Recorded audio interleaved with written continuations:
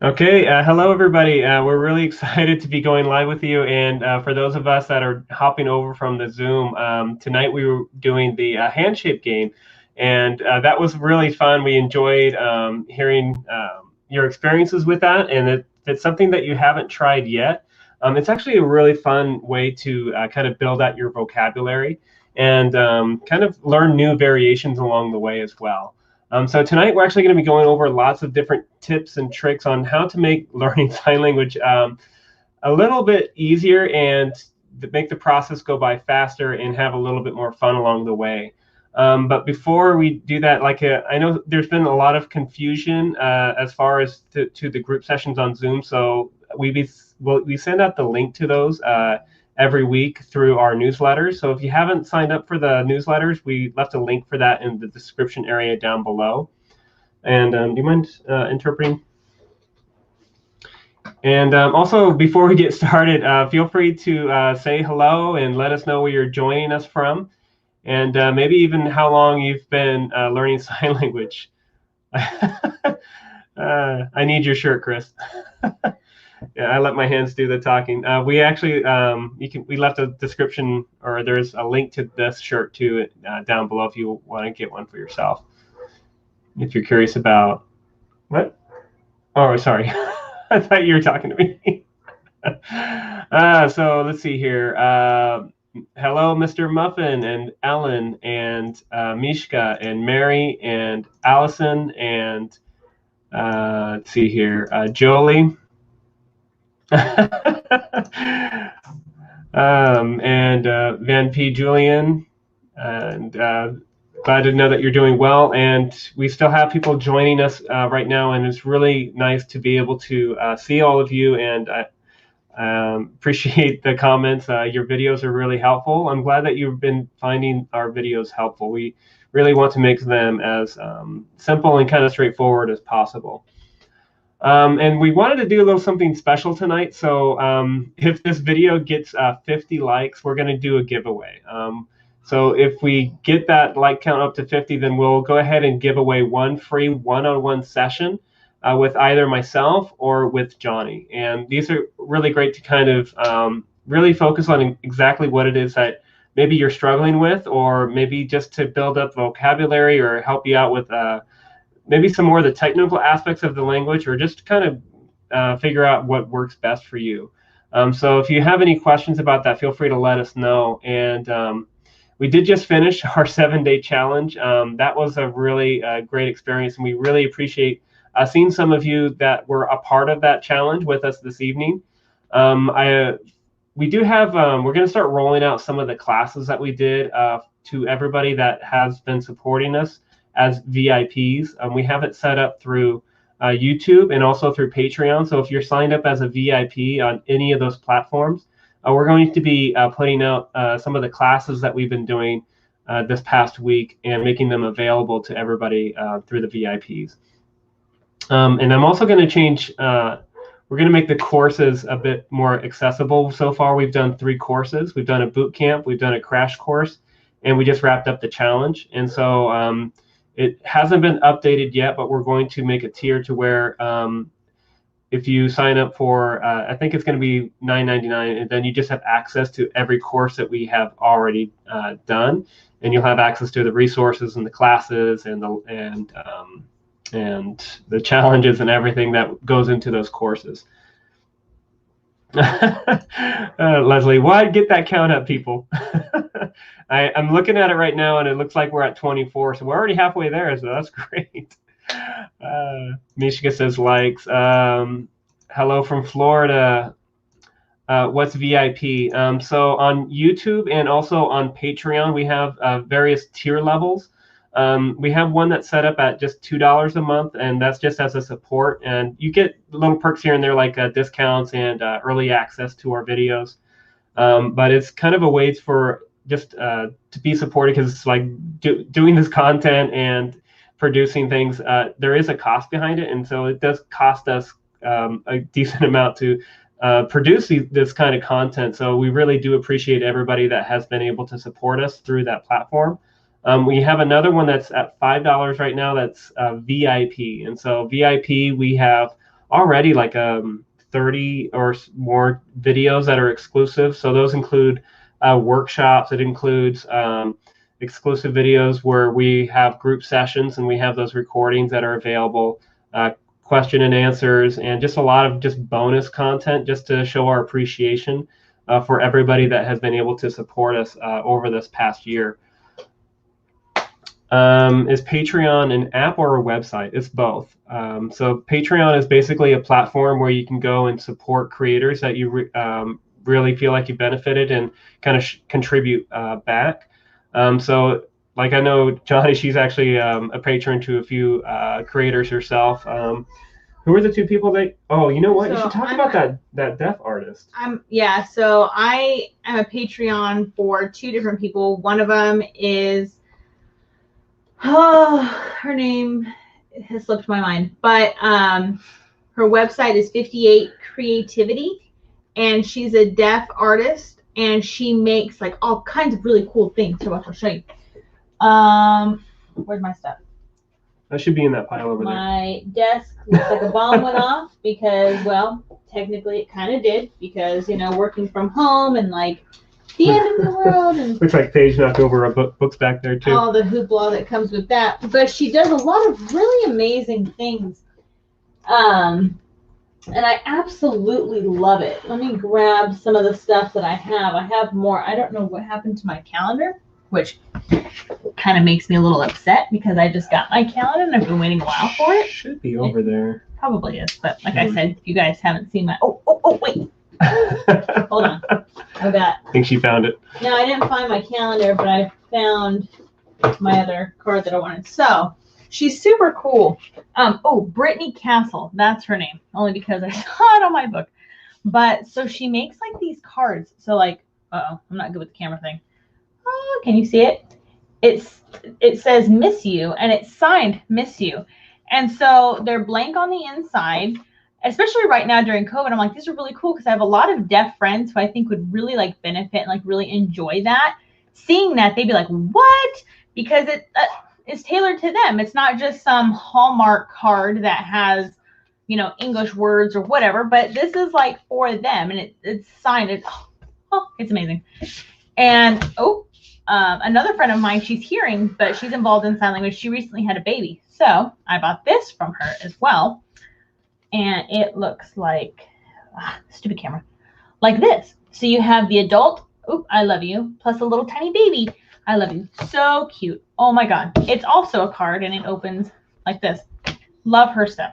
Now, one of the things I just bought, which I like, adore, oh my God, is she has this coloring book, American Sign Language Positivity Coloring Book. And inside she's got all kinds of stuff. She's got like this one that says, I don't know if you can see it. Stupid camera, I'm back.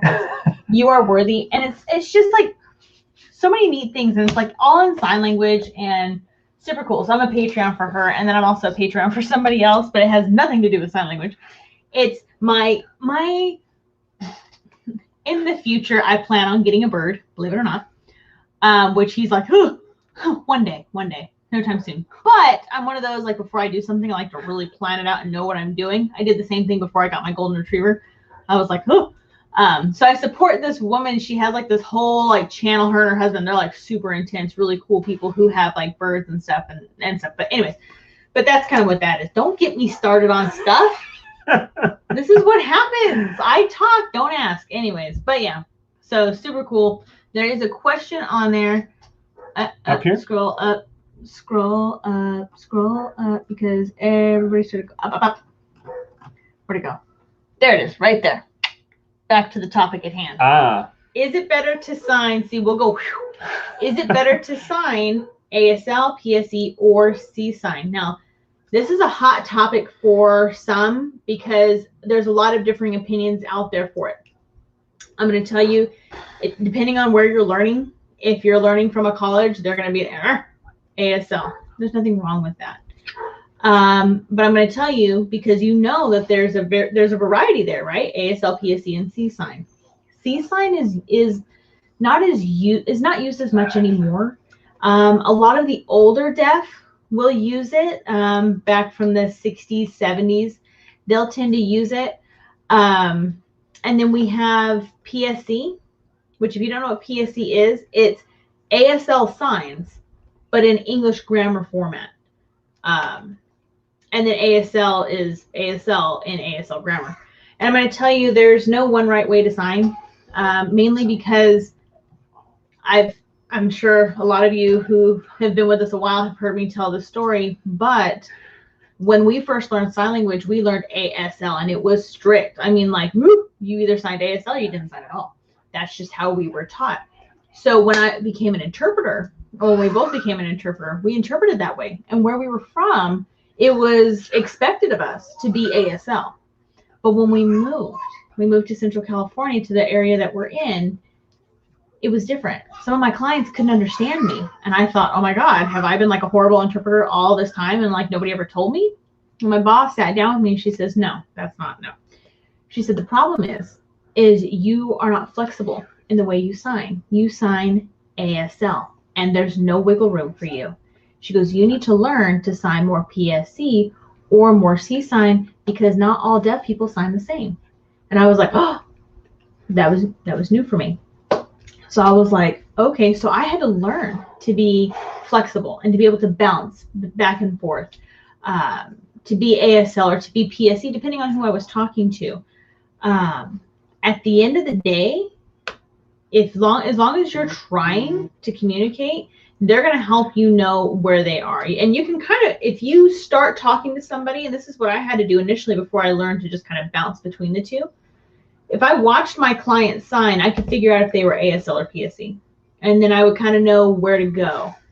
And is there a which is better? No. It's mostly per your community, for your deaf community. Find out, are they more ASL? Are they more PSE? You don't have to be hard-nosed to one specific because, like I said, not all deaf sign the same way. It varies. So never be afraid like, well, if I don't sign ASL, I'm going to be judged. No, if somebody judges you, goodbye to them, shame on them. Nobody should ever judge you because you're not strictly ASL or you're not PSE or you're not C-sign, because everybody knows that no deaf person, they all don't sign the same way. I can never say that right. They all don't sign the same way. There's such a variety. So never be afraid of that. Never be afraid to sign not ASL or not PSE, depending on what somebody is signing. Some prefer it. Some will tell you, I prefer ASL. There you go. So when you're talking with them, sign ASL. But you might have another deaf person, like I had a client who was like, I don't understand a thing you're saying because I was ASL. So I had to go into more English grammar, and that's okay too. So it's totally up to you, and it's totally your preference. What does really quick? The name of the artist is Brittany Castles. Yeah. And I guess we'd look her up and start buying her things. Yeah, her website is 58 Creativity.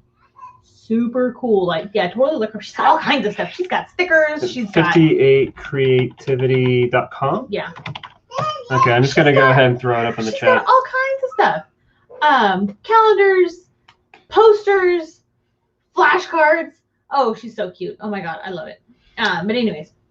Here's an interesting question. So learn ASL first and then learn the others to better communicate with the deaf community. That's personal preference for you. I mean, it depends on your teacher. College will teach you ASL. If you learn, which this sounds wrong, but it's not the way I mean it, but if you learn on the street, you know what I mean? Like if you're not learning like in classroom, but more informally, there you go. That sounds better. I'm not good with the words. But if you learn more informally, you might not learn ASL. So that totally depends on you. This will kind of go into a topic about grammar, which I tend not to do on these, but I'm going to do this really quick, and I'm going to go with grammar. ASL grammar can sometimes be overwhelming because it is. The way it's taught can be overwhelming. Don't let it be. ASL grammar is very simple, unless you're doing it professionally. I know some of you out there who might be watching who live in a different state. ASL grammar might be important. You know I'm talking to you. Texans. But if you're doing it just to communicate, you don't have to stress so much about the grammar, because grammar comes in time. All that really matters is, do they understand you? Are they understanding you? Are you understanding them? Are you able to communicate? That's okay. Then that's good. So it's totally, if you want to learn ASL and then you want to make sure you got the grammar and you want to make sure, go ahead. If you want to just learn the language and just learn it and just be there, that's okay too. There's really no right or wrong way to do it, really. It's a very forgiving language. It's a very flexible language. So don't feel like you're trapped or it's going to be very rigid for you. It's not. It's a very flexible, very forgiving, and a very fun language to learn.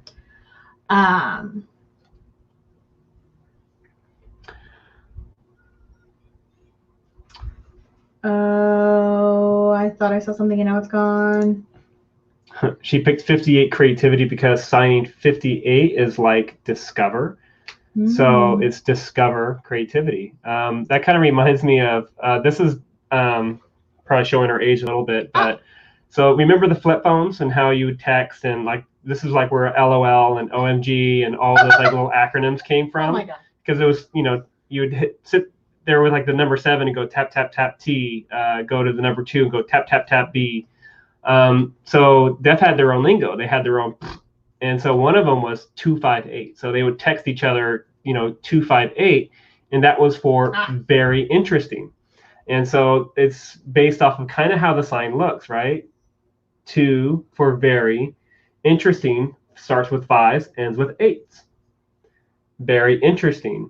And so that's like a really quick way to say, oh, 258, like, oh yeah, that was really interesting. And so it's kind of a cool way to summarize, and there's like lots of like little lingo like that. And 58, that I didn't even think about it looking like discover, but that's really a kind of a cool example of just a little bit of deaf culture, I guess. Absolutely. Is there any other free practice sessions for ASL other than yours? And what are we looking at? Oh, this one? Yeah. I don't know the answer to that question. I know there's a lot of groups out there. Yeah. There's a lot of groups. Facebook has some groups. I don't know if some of you might know other free practice sessions. Feel free to drop it in the chat. But there are a few out there.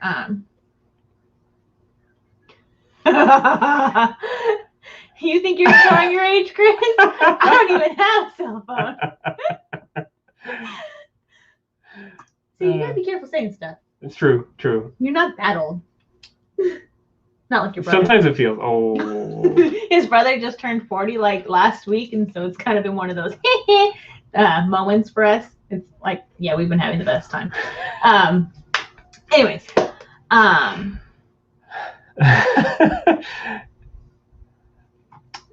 this is a common question we get quite a bit. How do you show a space in fingerspelling? Okay. And so like if you're fingerspelling something that has multiple words, or if you're fingerspelling like a first name, last name. Okay, so with fingerspelling, there's a slight pause. So like if I was going to fingerspell our names together, so I'd be like, it's Johnny, pause, and Chris. My hand moves over a little bit. It creates almost like the invisible gap that's between words anyways. So Johnny and move, Chris. So you'll kind of, there's a break there, a slight pause, a slight movement, and then you start the second word or name that you're going to be doing. I know fingerspelling, there's a lot of times where people kind of are like, Chris, can you explain the facial expressions of every sign that you sign? What? Yeah. Which facial expression? That's a fun one to talk about. Facial expressions are really a learned skill in a lot of ways. And actually, when we were, that's true. It was a learned skill for you. Yeah, I really had to learn to loosen up because I was the least expressive person. I could be given a discourse, or I could be at a party or having a good time, and like that face is the same no matter what I was doing. Just was him. But like, wow, that was. But Oh, are you watching me? Yes. Oh, because there's like a slight delay. So he like saw, but that was him. Facial expressions didn't come naturally for him in that way. So he had to learn how to like move his face, and it took time. For me, it was like second nature. I'm the most expressive person you'll ever meet. If I see something, I don't like something, ugh. It's just there. So, but facial expressions are so important when it comes to sign language, because the best way I can explain this is this. As a hearing person, if I want to make my point to you, I'll do it with my voice. Whether it be that I change the pitch, whether it's deeper, whether it's higher, whether it's more stern, whether it's excited. That's how I get my point across. That's how we all get our point across, is our tone, the way we are saying something. Deaf can't do that because some of them are non-verbal.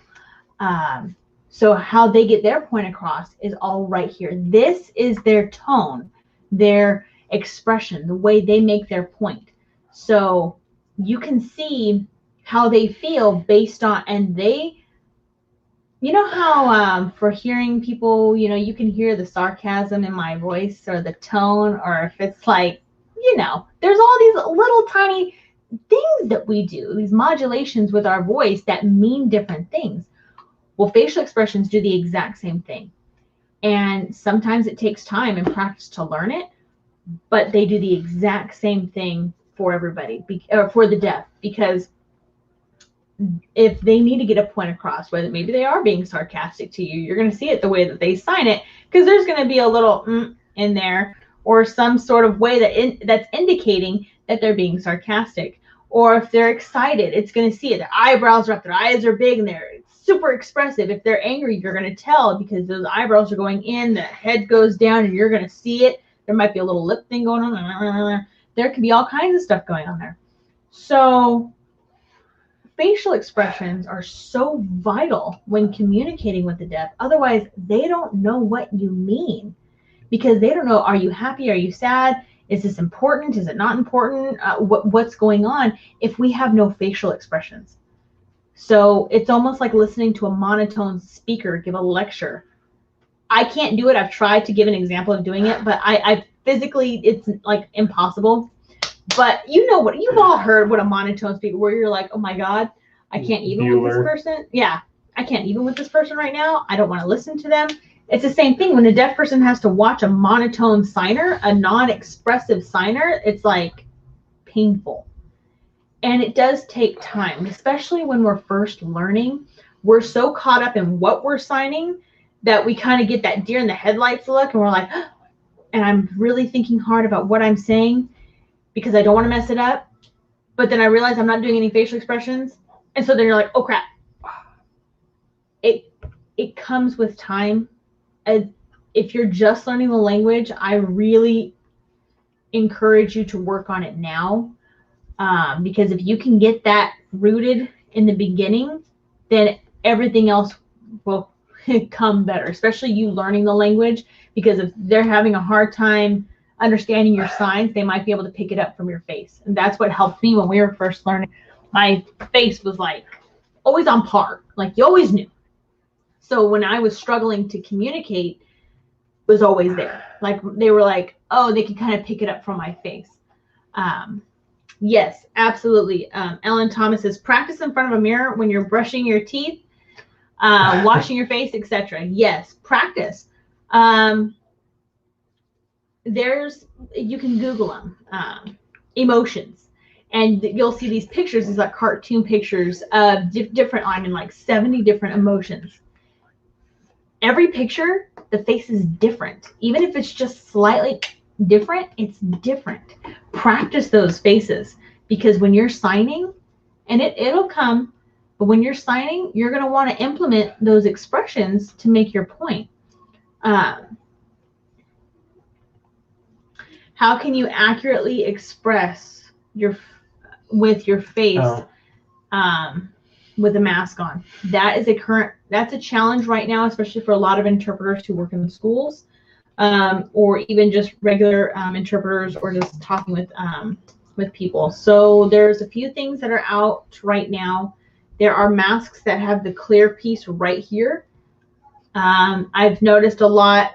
One of the things that they're doing here at the schools here where we live is they're allowing you to wear a face shield, but it has to have a curtain. A curtain, so like tucks in so you can still see. So there's a lot of things out there that they're trying to do to kind of support the deaf with that, because this is hard, especially for a deaf person who relies on lip reading. So that they're coming out. There's a lot of things coming out right now to help support the deaf with that. What is the word for we? Like the sign? So we, is it your index finger? From one shoulder to the next. Yeah. We. There's also few variations with a W. Mm-hmm. And there's we where it taps. There's there's oh we. man, I don't want to do this. It's mean because and again, this is kind of where we talk about why it's kind of important to become familiar with how things are signed in your area, because like where we live now, they sign we differently than where we used to live, and we same state but just about 300 miles away from each other. Crazy. So like, and age too, there was this older deaf man that we knew, we were really close to, and he would always do this. And this is a very English way. The first time I met him, I'm like, and what? Over the years, that happens less and less. Like you will see less English initialized signs. And that's basically any sign that kind of incorporates the first letter of the English word that it's representing. But yeah, so really quick, this is probably the most common, tap, tap, or we. This is less common. I mean, it depends if you're referring to a group. I'm sorry about this because I'm going to tell you, one of the things that annoyed me the most when I was first learning was I had a very simple question, like, what is the sign for we? And I would get the same answer. It depends. I hated that answer. It depends. It depends. And as I learned the language and then I started teaching the language, I caught myself saying that to people. How do I say this? Well, it depends. And I went, oh, I became that one person I always hated. I'm like, oh my God, but it's true. It does depend. So there's a few. I'm just going to show you 3. That's it. There's tap, tap, we. There's we. And then there's we. What about we? You dork. Anyways, so really simple with that. I saw a question on here. There it is. Is SimCom offensive? SimCom. That for you? Oh, thank you, baby. That's a very interesting question because the reason why we do it, the reason why I do it, one is it's habit for me. I'm an interpreter. I'm always signing. That's like my life. It's like right here in my face all the time. But also I do it because not all of my friends know sign language, but they associate when I'm associating with my deaf friends. So I do it to keep people included, so nobody is left out. So my deaf friends always know what's happening. If my English friends are talking and they're not signing or they don't know sign, I do it so that my hearing friends see me signing and it kind of gets them a little motivated. But I do it and I voice at the same time so my hearing friends are not left alone. I do it at the same time so everybody's included in the conversation. The bad part about SimComming is that if it's not done right, the message is thrown off.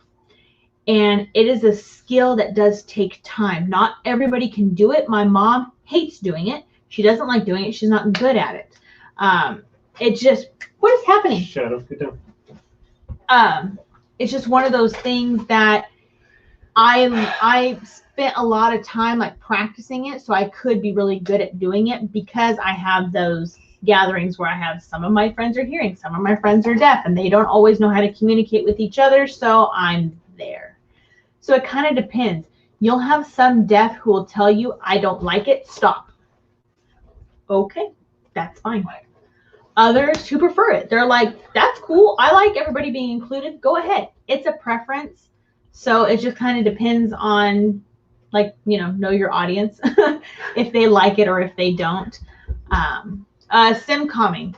Somebody just asked, what's SimComming? SimComming is talking and signing at the same time. So it's kind of like Basically what that. I do, what I've been doing, even when I'm not doing it on purpose. Right now, I'm doing it on purpose so you guys know what I'm talking about. But what it is signing and talking at the same time. I do it naturally without even thinking about it. That's just my life. The problem is, though, is you cannot do, it's almost impossible. You cannot do English grammar and ASL grammar at the same time. You cannot sign ASL grammar and voice English grammar. Your brain can't do it. Oh my God, behind me, it's like distracting. It's really complicated. Your brain can't process in that manner. So the problem that happens is that you're doing PSE is what you're doing. There is no like ASL while simcomming. Yeah, and then simultaneous communication. Simcom is talking and signing simultaneously. And just I want to go back up to this one really quick because there's a couple. There's from Lena B. When signing compound words, would you sign both words? Or is there likely a whole new sign, for example, waterfall? And then for this one, like, for example, there's a sign for cupboard, but it's not signed cup, board. Same with sometimes. It's not sometimes. Well. So, yeah, this is kind of a case-by-case basis. Because there's sometimes, and then there's sometimes. I have seen it done, the sign for some time. I've seen it done. Typically it has its own sign. So like for compound words, typically it just means one thing. Hi. Hello. And then there's other instances where you have like two words in an English sentence that get kind of that are semantically the same. So like one example is next month. So that would be two English words, but it's actually one sign. So you do next month, and it's kind of a compound sign in some respects. So yeah, usually it's dependent upon the word or the compound word or even the phrase that will kind of dictate how that is signed, and you kind of have to learn those one by one as they come up. Okay, so that's an interesting point. Oh, someone was asking about how to find the Zoom link and asking about the newsletters. So yeah, you could find my email at my bio at ASL Basics. I'll go ahead and put it up on the screen real quick. Let's see here. So there's my email address if you wanted to just reach out and send me an email. Or I actually have a link to the newsletters in the description area down below, and you'll get a free 6-page, like 6 Steps to Sign Language Fluency. It's a quick little read, and it's kind of can really help you set the pace for yourself. But you'll also get weekly emails where we'll send out the Zoom link every week and give you some resources to help you prepare and stuff like that. And I love hearing all these comments, and I see that we have 42 likes so far. We're really close to that 50 bit. Hey, cool. Okay. So yeah, 8 more, and we'll do a giveaway at the end of the thing. Are there words in? How do you sign sign name? That's a good one. How do you do what now? How do you sign sign name? Like somebody's sign name. Sign name. Mm-hmm. Or name sign. Or some will do name sign. Are there any words in ASL that don't exist in English? Yes. Whoops. This one right here. This sign right here has like no direct translation. Like this is another one that's kind of hard to translate without explaining it. Like a lot of times, like a lot of people will assign, this is kind of a funny word for it, but like puff. And this is kind of like your emotional state. Like, oh, I'm feeling elated, right? You could use elated, or I'm feeling down, or just. Recently with work, we kind of came up with a good like brand for it, but we did it for like confidence, your self-esteem. Boop, I'm doing pretty good. My self-esteem is great. And then somebody like messes with you and your like confidence goes pew. So that one's kind of like one of those that for a long time we were like, what's the word? It's just puff, poof, or something. But yeah, this one is another one that's like really hard to put a word to. Yeah, it's more like called Kiss Fist. Kiss Fist is what it's called. But even then, you kind of have to explain, like, what does that truly mean? It's like something that you genuinely love. It's like you love it more than anything else. It's amazing. It's wonderful. It's just, man, it's just amazing. It's just one of those signs. Okay. There's a quick one. Oh, how do you sign the number 100? Version 1, version 2. I do want to touch on this. Hey, why isn't there a Zoom link on YouTube anymore? Oh, you want me to talk about that? Yeah, go ahead. So a few weeks back, some of you might remember, last time we were having Zoom and YouTube at the same time. Unfortunately, with that, we had an incident where people came into the Zoom meeting who shouldn't have been there and took advantage of it and was doing things, putting stuff up, things that were very inappropriate. And we ended up having to like shut the whole thing down like immediately because for your protection, I couldn't handle it. He didn't see it right away. And I had somebody get my attention because at that night we had so many on Zoom. It was hard to keep track of everybody. But somebody was getting my attention and was like signing to me, who's one of our skilled signers. And I was like, what? And I looked down and that's when I saw that we were having some issues happening. So what we did was we stopped doing the Zoom and the YouTube live simultaneously, and they are now separate. So if you are a part of his newsletter, if you are a part of his Patreon or things like that to where we kind of have an idea of who you are, he sends out the Zoom links for Wednesday nights. And we did that to kind of keep it separate and kind of have more control over it. But that was for your guys' safety, because after that happened, I was so upset. And actually when we were on, I thought we had ended the live broadcast on Zoom on YouTube after I ended the Zoom one, but it wasn't. And if you stuck around long enough, you heard me get like super upset about it. And I said stuff and my dad was watching and my dad called me and thought it was hilarious because he was like, you're like, and I'm like, oh, my bad. But it just mortified me for everybody because it was like so bad. And I just felt horrible because we emphasize wanting to have a safe place for you guys to come and practice and feel free to like express yourselves and your frustrations or anything like that. And it was ruined that night after I like made this big old speech about making sure it was safe. And it was like, we discussed it. We almost stopped completely. Like we almost were like, you know what, maybe this isn't a good idea. But after we talked to a few people, they were like, no, it's okay. Don't do that. Don't stop it.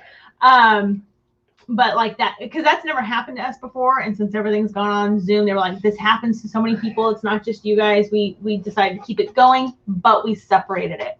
So as long as you're a part of his newsletter or any form of what he has, whether it's Patreon, whether it's just on his website, if you're Beyond the Basics. Beyond the Basics membership, anything like that, he will send you guys the Zoom link through an email that he does. But that's kind of why we separated it. Yes, safety is better than letting that go. I couldn't let it go. Like I was so upset that night. We had to go for a drive because he's like, you need to calm down. And I was just so like frazzled and frustrated because it was just, we have minors who join us on Wednesday nights. Granted, their parents are there, but for me as a parent, I couldn't handle it. It was horrible. So yeah. That's kind of why we did that. Yeah, really sad. Joey, I saw that part. Yeah, my bad.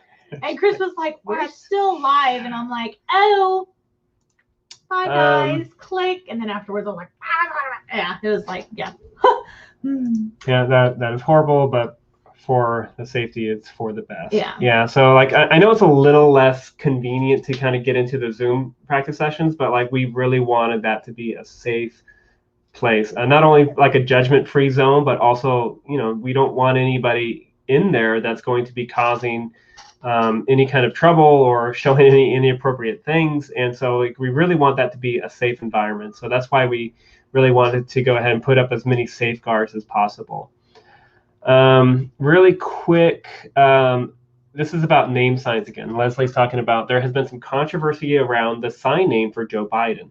Is it typical or for the deaf community to debate about assigning names to people of status?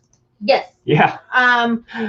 Most of the time, if you're not familiar how a sign name works, is the deaf will sometimes collaborate amongst themselves of the best sign to match. I honestly don't know what his name sign is. Somebody said it was something like this. I don't know. I don't really keep up on it. But they kind of collaborate amongst themselves, and sometimes if there's an issue, they'll like beep, beep, beep, beep, beep, until they can come to a resolution about it.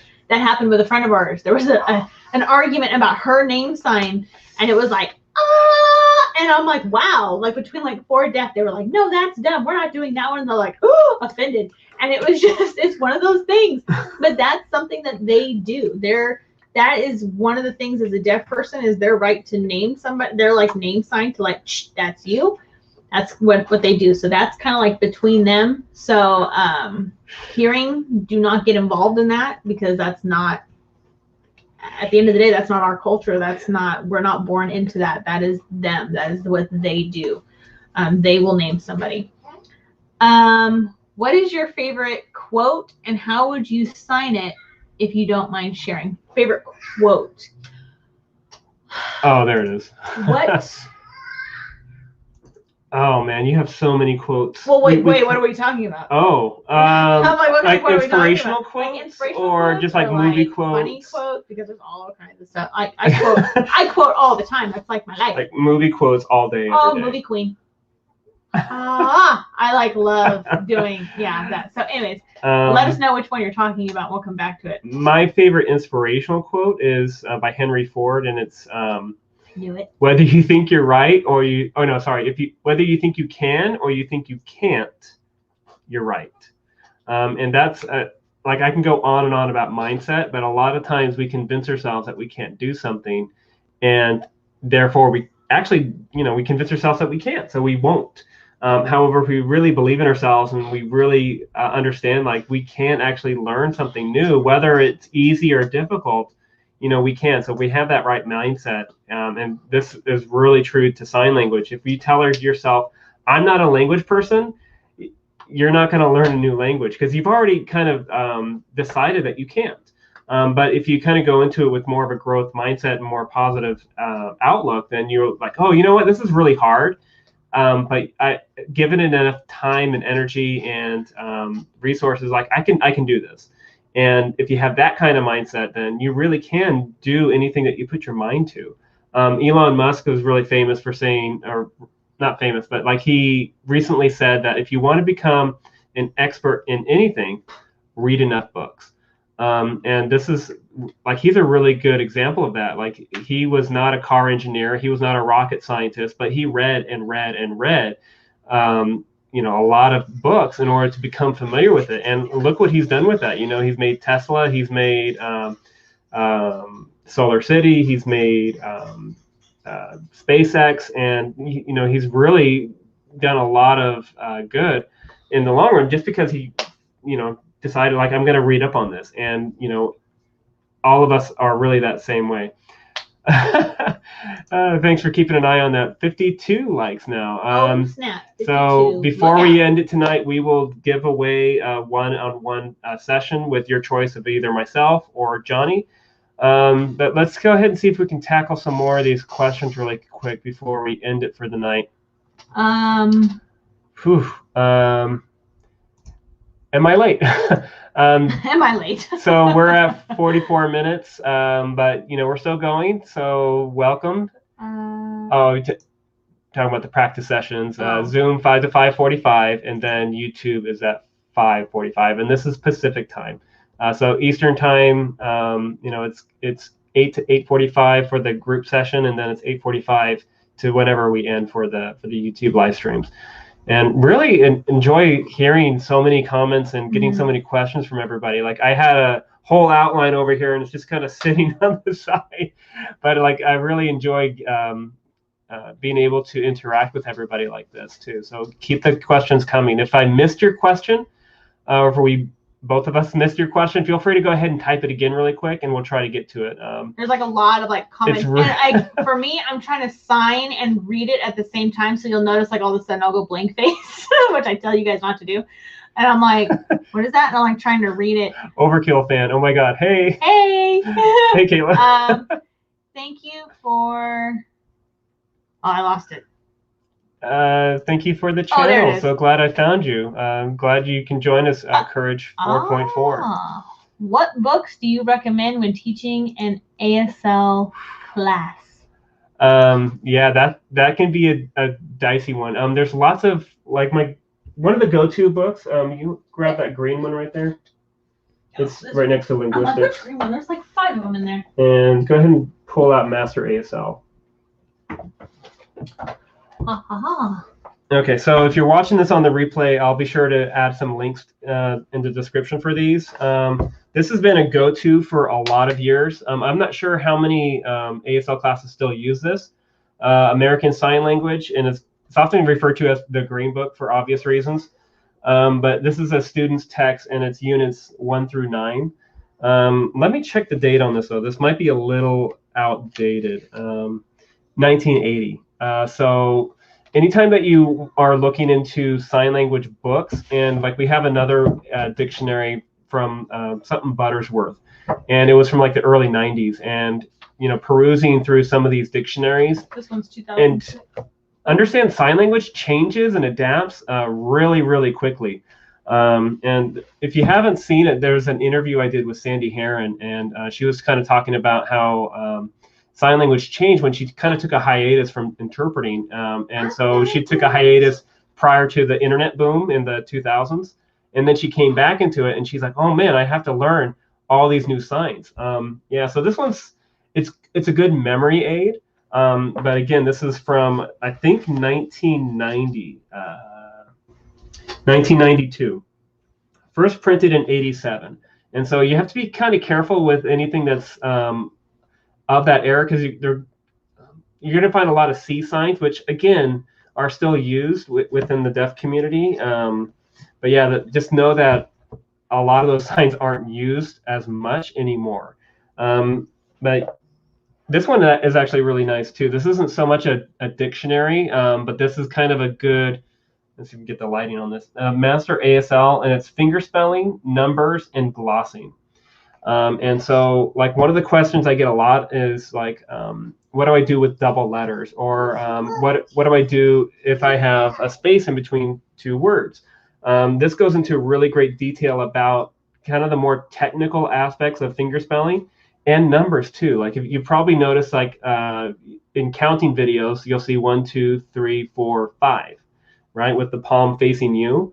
But then a lot of people will do 1, 2, 3, 4. Oh, sorry, 1, 2, 3, 4, 5. Man, is that hand like that's ghostly white? But anyways, like this is a good book that kind of goes into detail about like when your palm should be facing one way versus the other way. What do you do when you have numbers and letters mixed in? What do you do if you have a V and a 2 in the same sentence, or in the same thing that you're trying to spell out? And so those are good books to kind of keep in mind. All right, I'm reading. There it is. Yep. Oh, go ahead. I knew she was gonna. I had a feeling she was gonna pop up again. I was missing. It kept going away, and I'm like, wait, come back. How long did it take to be fluent? And do you think I can be fluent from a book, from an ASL book? Okay, so. Yes and no. Yes and no, and we say that because it all depends on how you are as a learner. Some people are like there's a word for it, but they're book learners. Where other people are more hands-on. I'm a hands-on learner. None of these do me any good. I don't like it. But for somebody who's like really studious, there's my word, somebody who's very studious, who enjoys that kind of thing and learns better from that, they might find a lot of use from learning a book from ASL or for ASL. But I wouldn't say you'll be fluent in it, only because when it comes to being fluent in the language, you have to use it. And a lot of times that comes from exposure. So you're going to want to watch videos in sign language. There's so many wonderful YouTube videos out there. Sign with Heart, Sign Duo. Oh, come on. Bill Vickers.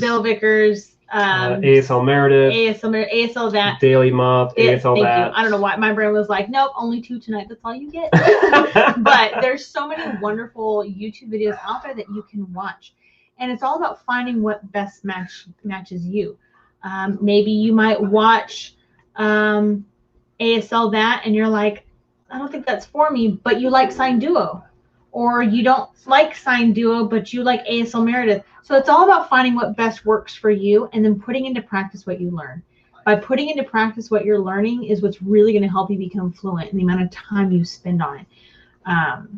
For example, when we were first learning sign language, we started learning and his parents started learning at the exact same time.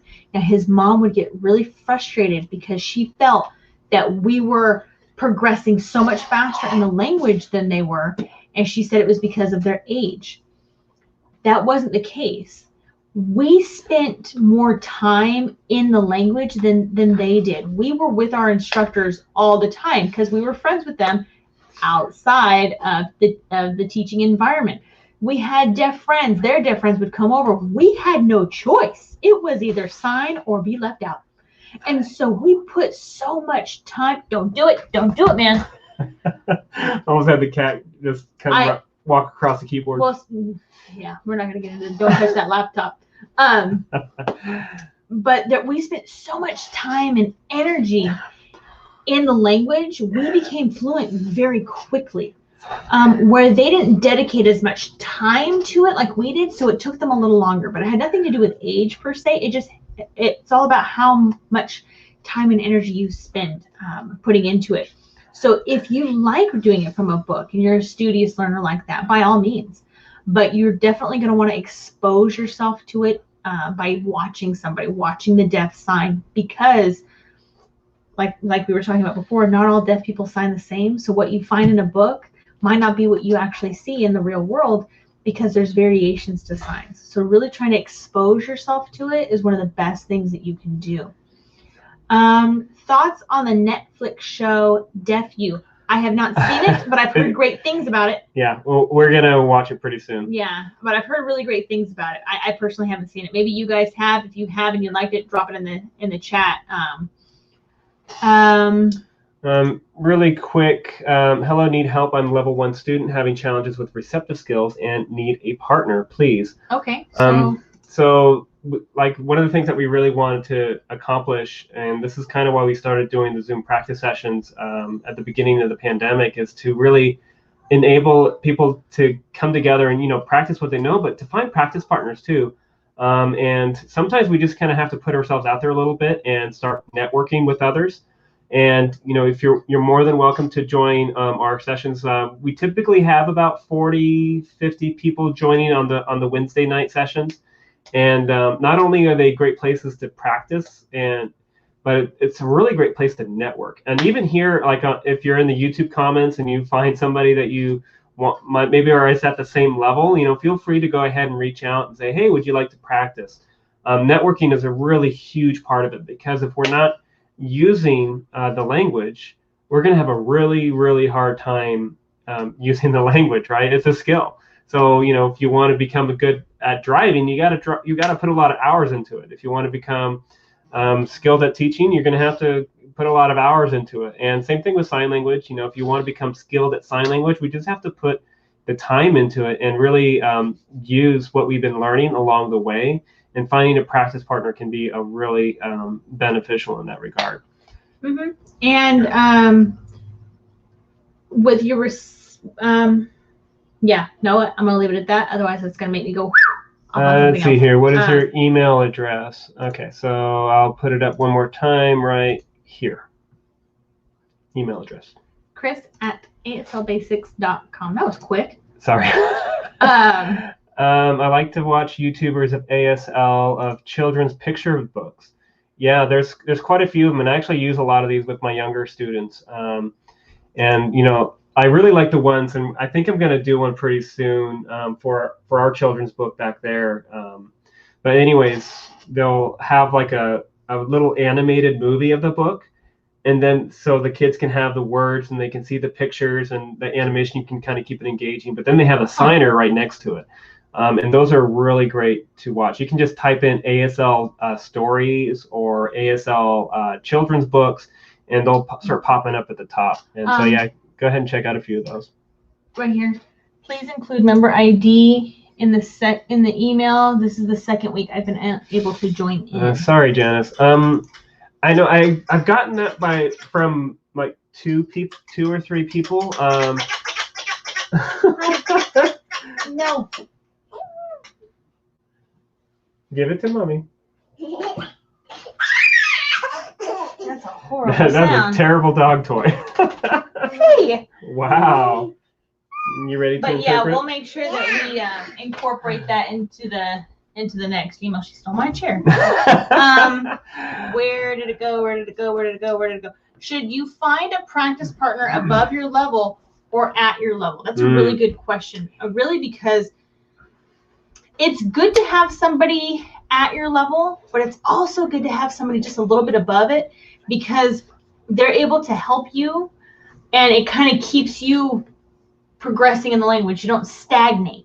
You just, okay, it's a little bit of a challenge for me. And so that's really beneficial too. And if you're the person who's a little bit above the other person, it's an opportunity for you to teach what you know. And there's a saying, if you can teach it, you know it. Is that right? You guys know what I'm talking Something about. like that. But pretty much if you can teach it back to somebody, you've got it. So that's one of the best things you can do too. So I would say it's up to you finding your partner, but I definitely think, yes, going, a little bit above is really beneficial. Does your daughter know sign? Yes, she does. Literally the day she was born, he was signing to her. Like, her eyes were closed and he was doing the alphabet, and he was like signing to her. And so she does pretty well too. She does really well. The live stream will be available for us to view later, correct? Yep. Sometimes it's hard to see because YouTube for some reason has to like process the video. So if you have the link,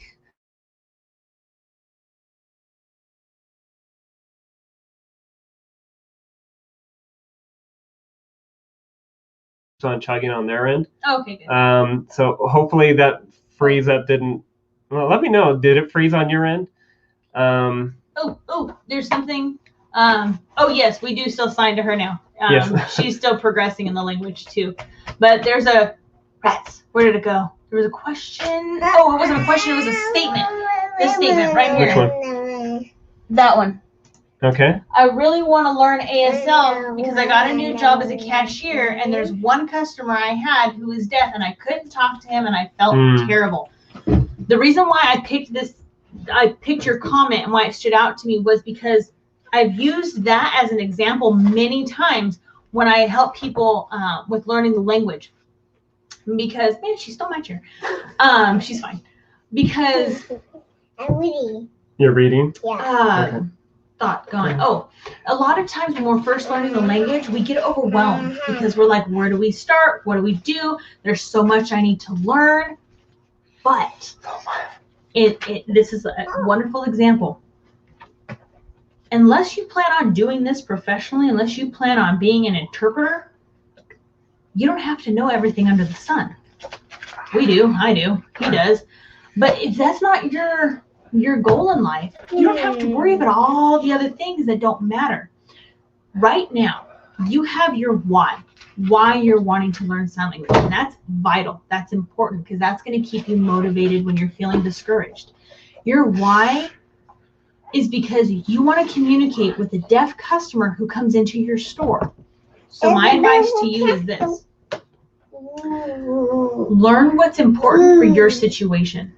You're going to learn the basics, your alphabet, my name is, your name, numbers. But learn what's going to be best suited for your situation. Let's see, what scenarios could come up where I would have to sign to this deaf customer? No, thank you. My numbers, Can you go get your book? money, No. food, Where's your book? Where are your colors? aisles, Where's your colors? help, where, Where's parking, your iPad? bag, kind of things like that, receipt, things like that that are appropriate to what your situation is. Oh, I got you. To what your situation is. So focus on that first. Don't worry about all the other stuff that's out there. Don't worry about all the. Focus on your why. Okay, my why is to communicate with my deaf customer, Whoa. and when Don't they jump on the come desk. in, you want to get her set up in the living room? Yeah. When they come in, what are we going to talk about? Because that's going to be what you're going to want to talk with this person about. So focus your vocabulary and what you're learning on that. Once you've mastered your situation, then expand. Okay, now what's another scenario? Where might I find another deaf person, or where would I meet another deaf person where I would need to sign? And think about those scenarios and expand and expand and expand. And it makes it less overwhelming for you when you're first learning the language, because it's overwhelming to know, like, okay, I only need to worry about learning this right now to communicate with this person who I see. And then go from there. And that's going to really help you when it comes to learning the language. Oh, bag. So it's like A lot still fingerspell it, by the way. yeah, some fingerspell. Anybody I else? It sign could be bag or bag. or bag. Really Can you quick, please I wanted show to. the sign for respond? So respond. It's like my answer, my response to you. It's just boop, respond. I wanted to touch on this one. Alexandra, it's nice to see you again, by the way. How did you, Johnny or Chris, know you wanted to be an interpreter? Sometimes I want to switch career paths to be an interpreter. Okay, that's a fun story. That's a really fun story because neither one of us, our first careers were not interpreting. Nope, They were both career shifts for us. I was in the medical field. I was a dental assistant, and I enjoyed it. I was good at it. Loved it. Was going to go into be a dental hygienist. He was a civil engineer. I know, right? Crazy. Think about it. You're like, whoa, civil engineer. What happened was,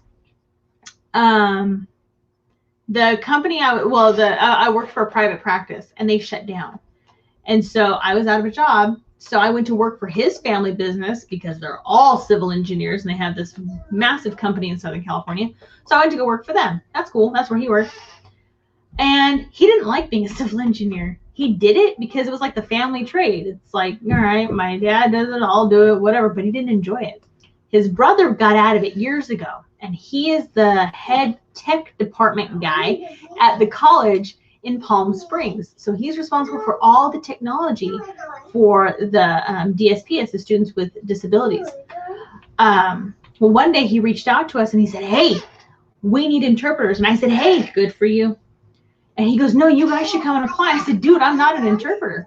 I've done it a little bit voluntarily, like at church. I said, but I've never like done it professionally. He goes, it doesn't matter. I'm like, I don't think that's right. So he goes, just come. All right. So we went, met with their interpreter coordinator, and they eval'd us. And because it was for a college as independent contractors, we technically didn't have to be certified at that time. We had to work towards it. So I said, all right, they eval'd us. She goes, yep, we're hiring you. They hired us both on the spot. And I was like, all right, but we were never allowed to work alone. We had to have a team member, a certified mentor who was with us at all times.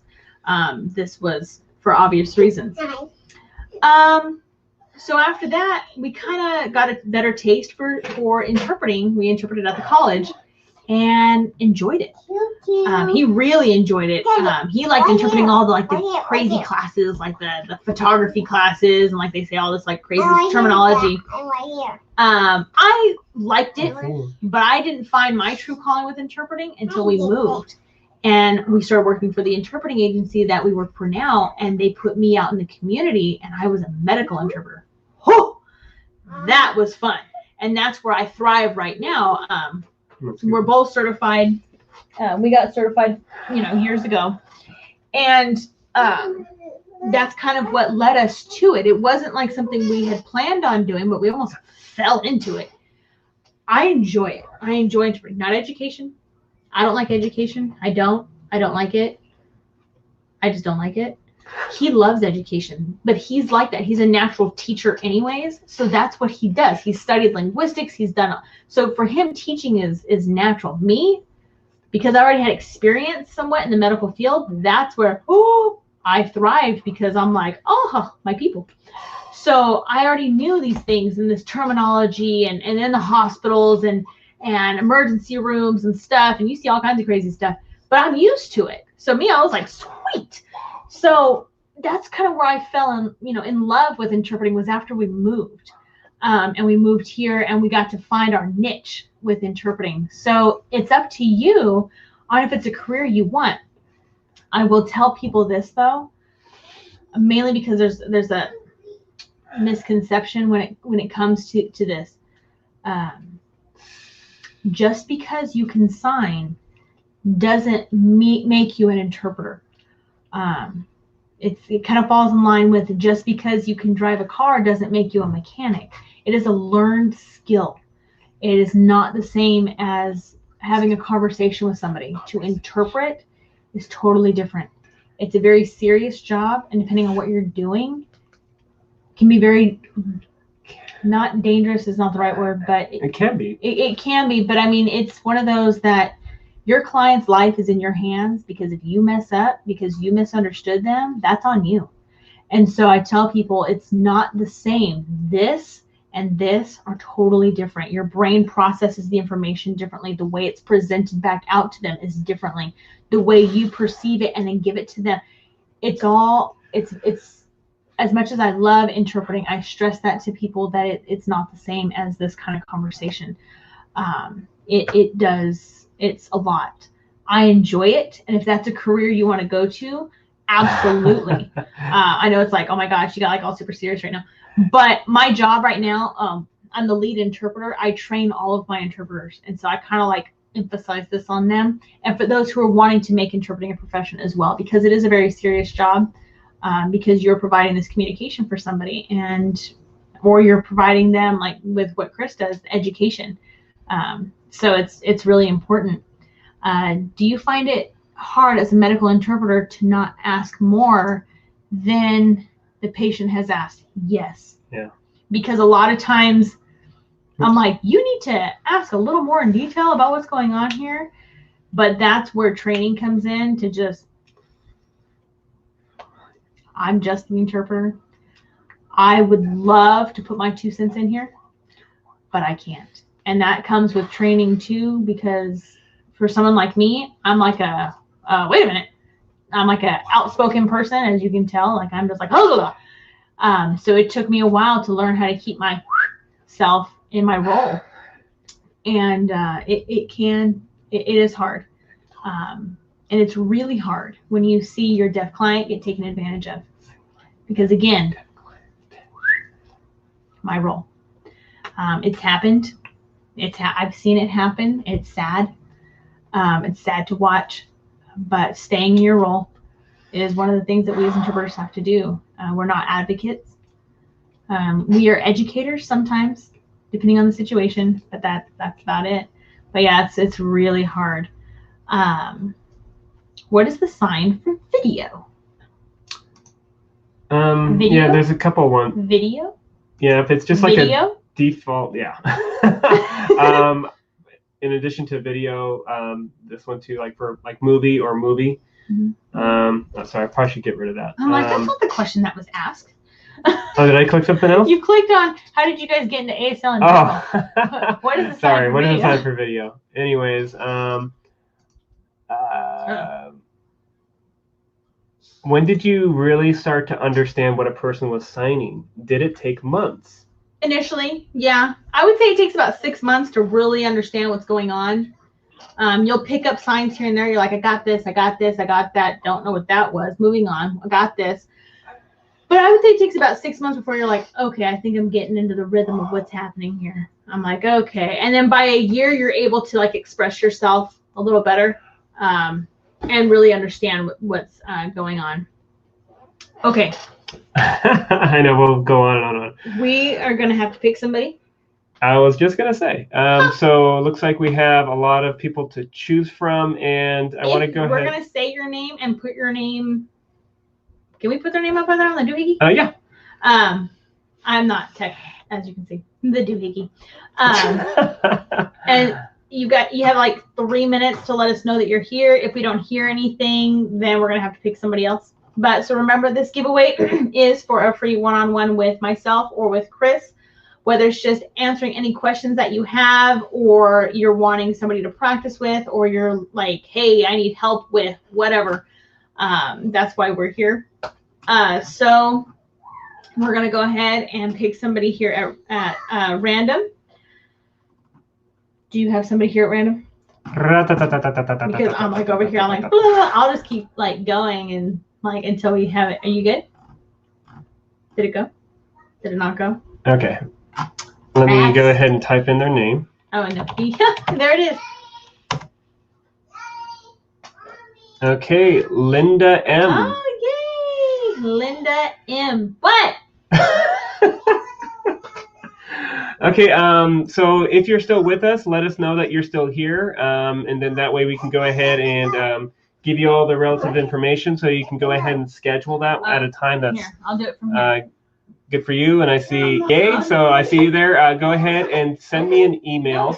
Go out there, and I'm going to hit yes. Go ahead and send me an email to Chris at ASL Basics, and we'll go ahead and give you the links to where you can schedule a free one-on-one session. And so for everybody that joined us tonight, thank you so much for joining us. We really love interacting with everybody here.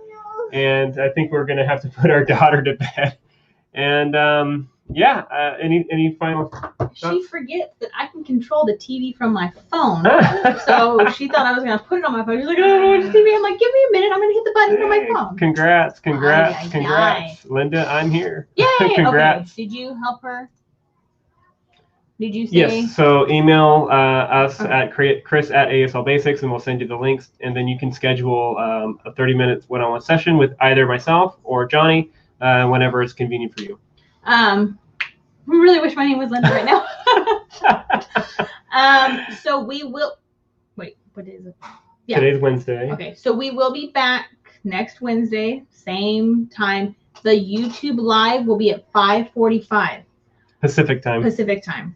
If you want to be a part of the Zoom practice sessions, remember, sign up for his newsletters or however you're wanting to do that.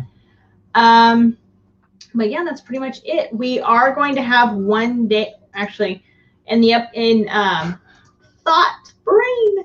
Stay awesome, December, YouTube. In December, there's going to be 2 Wednesdays where we will not be here. And so we're going to, as those days get closer, we will let you know. No, I'm right. Yeah. So anyways, but all right. So we hope you guys have an awesome night. Stay safe, and we'll see you guys next Wednesday. Bye, guys. Bye. Yeah, we hit 50 likes. Woo! 62 as 62, of right now. That's right. All right. Good night, guys.